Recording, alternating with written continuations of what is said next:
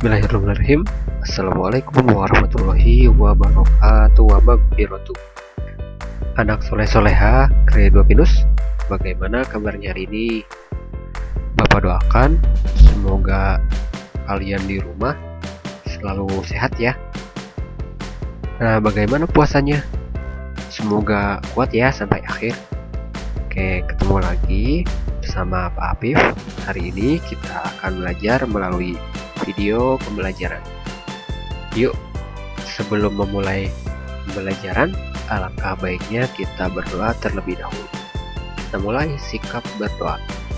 Tangan diangkat, kepala ditundukkan. Berdoa dimulai. Bismillahirrahmanirrahim. Robbi zidni ilman warzuqni fahman. Ya Allah, tambahkanlah aku ilmu dan berilah aku karunia untuk memahaminya. Amin. Kemudian, jangan lupa membaca surat pendek yang sudah dihafalkan. Anak soleh-soleha bisa pause video ini kemudian membaca surat pendeknya. Bapak juga tidak lupa mengingatkan supaya sholat wajibnya jangan sampai ditinggalkan ya. Oke, langsung saja ke materi pembelajaran kita hari ini. Hari ini kita akan belajar muatan pelajaran bahasa Indonesia tema 7 subtema 4, yaitu menulis fabel. Ya, soleh-soleha masih ingat ya tentang fabel? Nah, diharapkan pada pembelajaran ini anak soleh-soleha bisa menulis dan menceritakan kembali cerita fabel berdasarkan gambar. Ya, anak soleh-soleha masih ingat ya apa itu fabel? Ayo, di sini siapa yang sudah lupa? Oke, Bapak jelaskan kembali apa sih itu fabel? Ya, fabel itu adalah cerita pendek yang menceritakan tentang hewan. Berarti tokoh-tokoh yang ada di dalam fabel adalah berbagai jenis hewan. Dan hewan di dalam cerita tersebut juga memiliki sifat yang sama seperti manusia. Ya, sebelum kita menulis fabel, kita harus mengetahui apa saja unsur intrinsik dalam sebuah fabel. Ya, unsur intrinsik ini merupakan unsur yang membangun karya seni. Maksudnya di sini itu adalah cerita fabel. Unsur intrinsik yang pertama adalah nama tokoh atau jenis hewan yang terdapat dalam fabel. Ya, contohnya seperti cerita tentang belalang dan semut. Nah, contohnya seperti itu. Atau cerita si kelinci dan si kura-kura. Nah, jenis hewan atau nama tokoh di dalam ceritanya. Kemudian unsur yang kedua adalah sifat dari tokoh tersebut. Sifat dari setiap tokoh itu mencerminkan seperti perilaku manusia. Hewan yang mencerminkan perilaku manusia ceritanya. Kemudian unsur intrinsik yang ketiga adalah peristiwa penting yang terjadi dalam fabel. Peristiwa penting di sini adalah kejadian-kejadian penting yang ada di dalam sebuah cerita. Kemudian unsur intrinsik yang keempat adalah pesan atau nasihat yang ingin disampaikan oleh fabel kepada si pembaca, yaitu kepada kita. Oke, selanjutnya Bapak akan menceritakan sebuah cerita fabel. Ya, nanti anak soleh-soleha mohon diperhatikan ya ceritanya. Kisah singa dan tikus. Di sebuah hutan rimba, hiduplah singa, sang raja hutan. Ia merupakan sosok yang berwibawa dan sangat disegani di sepenjuru hutan, sehingga tikus yang amat kecil dibuat penasaran akan sosok raja hutan. Atas rasa penasarannya tersebut, suatu hari akhirnya tikus memutuskan untuk mengunjungi sarang singa di sebuah gua dan jauh di dalam hutan.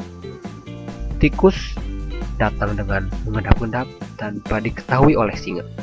Tak disangka-sangka, ternyata singa sedang tidak ada di kediamannya. Tikus pun menetap hingga beberapa saat sambil menimbang-nimbang apakah sang raja hutan akan segera muncul. Tak lama kemudian, sosok besar dan kuat masuk ke dalam gua. Rupanya, singa hanya pergi minum dan telah kembali dengan cepat. Tikus yang sangat ketakutan pun bersembunyi, berharap tidak ditemukan oleh singa. Ketika singa pergi tidur, tikus yang telah mengumpulkan keberaniannya untuk kabur akhirnya melarikan diri. Namun, usahanya tersebut tidak berbuah manis ketika ia tidak sengaja menyenggol ekor singa dan membangunkan raja hutan. Singa mengaum marah kepada tikus yang sembarangan masuk ke rumahnya. Ia pun menangkap tubuh ringkih tikus dan bersiap melahap hewan kecil tersebut. Dengan sisa keberaniannya, tikus mohon ampun untuk dilepaskan dan berjanji bila dimaafkan, ia akan membantu singa di kemudian hari. Karena merasa geli dan tidak percaya dengan perkataan tikus, singa hanya bertebak-bahak, mengejek dan melepaskan tikus begitu saja. Beberapa lama kemudian, suatu hari singa sedang berjalan-jalan santai di tengah hutan. Tidak sengaja masuk ke dalam perangkap pemburu. Ia mengaum sekeras mungkin hingga suaranya terdengar oleh seisi hutan. Namun, tidak ada yang datang untuk menyelamatkannya, terkecuali tikus yang pernah berjanji menolongnya. Tikus segera bergegas menemukan singa dan menyelamatkannya dari jerat pemburu. Singa yang tadinya tidak percaya bahwa tikus dapat menyelamatkannya, akhirnya amat berterima kasih atas kebaikan si tikus. Semenjak saat itu, mereka hidup berdampingan dan berteman baik. Nah, anak soleh-soleha, ini adalah cerita tentang singa dan tikus. Ya, kesimpulannya yang bisa kita simpulkan dari cerita tadi adalah tokohnya ada siapa saja? Ya, tokohnya itu ada dua jenis hewan, yaitu singa dan tikus. Kemudian bagaimana wataknya?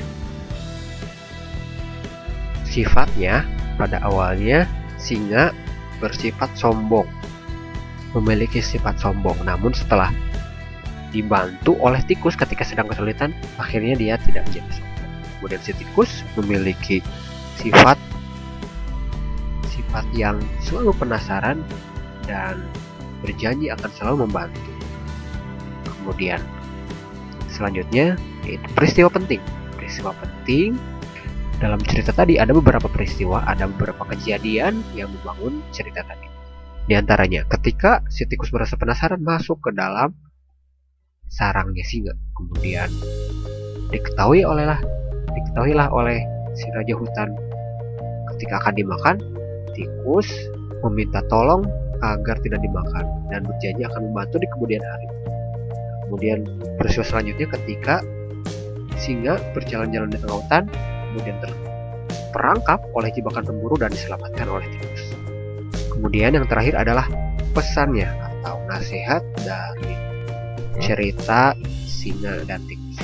Ada banyak cerita, ada banyak amanah yang dapat kita ambil dari cerita tadi. Di antaranya, kita tidak boleh bersikap sombong seperti singa di awal dan meremehkan orang lain.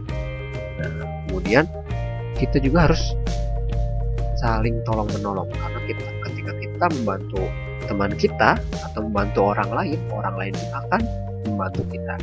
Nah, seperti itu ya. Nah, dari cerita-cerita tadi, anak soleh-soleha bisa membuat sebuah cerita fabel berdasarkan unsur intrinsiknya. Baik, saja pembelajaran kita hari ini. Jangan lupa modulnya dikerjakan ya. Terima kasih atas perhatiannya. Sekian video pembelajaran kita hari ini. Sampai jumpa di video pembelajaran selanjutnya. Wassalamualaikum warahmatullahi wabarakatuh. Wa maghfiratuh.